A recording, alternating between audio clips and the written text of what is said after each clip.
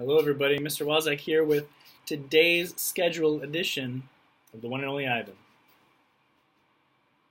I look at the ring layered with fresh sawdust.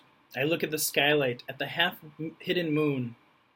I just thought of a story, I say. Is it a made-up story or a true one? Ruby asks. True, I say. Well, I hope. Ruby leans against the bars. Her eyes hold the pale moon in them the way a still pond holds stars. Once upon a time, I say, there was a baby elephant. She was smart and brave, and she needed to go to a place called a zoo. What's a zoo? Ruby asks. A zoo, Ruby, is a place where humans make amends. A good zoo is a place where humans care for animals and keep them safe. Did the baby elephant get to the zoo? Ruby asks softly. I don't answer right away. Yes, I say at last. Well, how did she get there? Ruby asks. She had a friend, I say, a friend who made a promise. It takes a long time, but finally Ruby returns to sleep. Ivan, Bob whispers, yawning. What you said about the zoo. How are you going to do it? Suddenly I feel as if I could sleep for 1,000 days. I don't know, I admit. You'll think of something, Bob says confidently, his voice trailing off as his eyes close. What if I don't? I ask Bob, but Bob is already asleep. His little red feet dance, and I know he's running in his dreams. Bob and Ruby sleep on. I don't sleep. I think about the promise I made to Stella and the pictures I've made for Ruby, and I remember. I remember it all. We were clinging to our mother, my sister and I, when the humans killed her. They shot my father next. They chopped off their hands and their feet. There's a cluttered, musty store near my cage, and they sell an ashtray there. It's made from the hands of a gorilla. When morning comes and the parking lot glimmers with dew, I see the billboard on the highway. There I am, the one and only Ivan, bathed in the pink light of the dawn.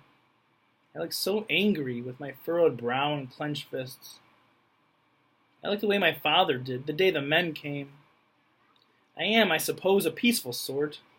Mostly I watch the world go by and think about naps and bananas and yogurt raisins, but inside me, hidden, is another Ivan. He could tear a grown man's limbs off his body. In the flicker of time it takes a snake's tongue to taste the air, he could taste revenge. He's the Ivan on the billboard. I stare at the one and only Ivan, at the faded picture of Stella, and I remember George and Mac on their ladders, adding to the picture of Ruby to bring new visitors to the Exit 8 Big Top Mall and Video Arcade.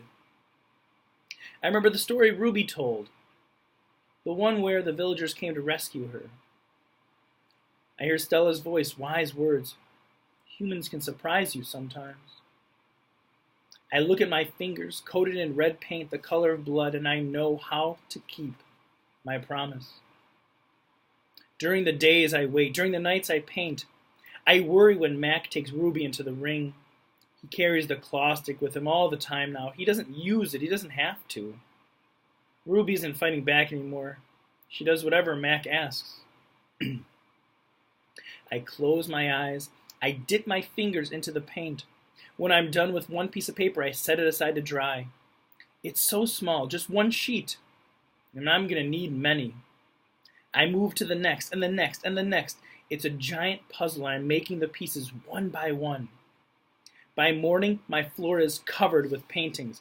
I hide the paintings under my pool of dirty water before Mac can see them. I don't want them to end up in the gift store selling for $25 a piece. $25 with a frame. These paintings are for Ruby, every one of them. Ivan, Aunt Ruby asks one morning when I'm trying to nap, why are you always so sleepy during the day? Well, I've been working on a project at night, I tell her. What project? It's a thing. A painting. It's a painting for you, actually, I answer. Ruby looks pleased. Can I see it? Not yet. Ruby pokes with annoyance at her roped foot. She takes a breath. Ivan, do I have to do the shows with Mac today? I'm afraid so, Ruby. I'm sorry. Ruby dips her trunk in her water bucket. That's okay, she says. I already knew the answer. It's night again, and everyone's asleep. I look at the picture I've just made, one of dozens. It's smudged and torn, a muddy blur. I place it beside the others lining my floor. The colors are wrong, the shapes are off, it looks like nothing. It's not what I'm trying to create. It's not what it's meant to be. It's not right, and I don't know why. Across the parking lot, billboard beckons as it does. Come to the Exit 8 Big Top Mall and Video Arcade, home of the one and only Ivan, mighty Silverback. If I could use words to say what I need to say, this would be so easy. Instead, I have my pots of paint and my ragged pages. I sigh, my fingertips glow like jungle flowers, and I try again. I watched Ruby plod around the ring in endless circles, going nowhere. More visitors have been coming, but not many. Max says Ruby's not picking up the slack after all. He says he's cutting back on our food. He said he's turning off the heat at night to save money. Ruby looks thinner to me, more wrinkled than Stella ever was. Do you think Ruby's eating enough? I asked Bob. I don't know. I'll tell you one thing, though. You're sure as heck painting enough. Bob wrinkles his nose. That stench is unbelievable. And I found yellow paint in my tail this morning. Bob isn't happy about my painting at night. He said it's unnatural. While I work on my art, Bob sleeps on Knot Tag. He claims he prefers her because she doesn't snore. He says her belly doesn't rise and fall and make him seasick. What is this plan of yours anyway? Bob asks. If you explain it to me, I can help out.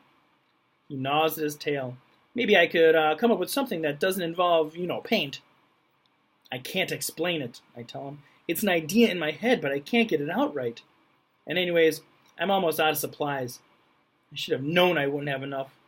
I kick in my tire swing. It's spattered with drops of blue paint.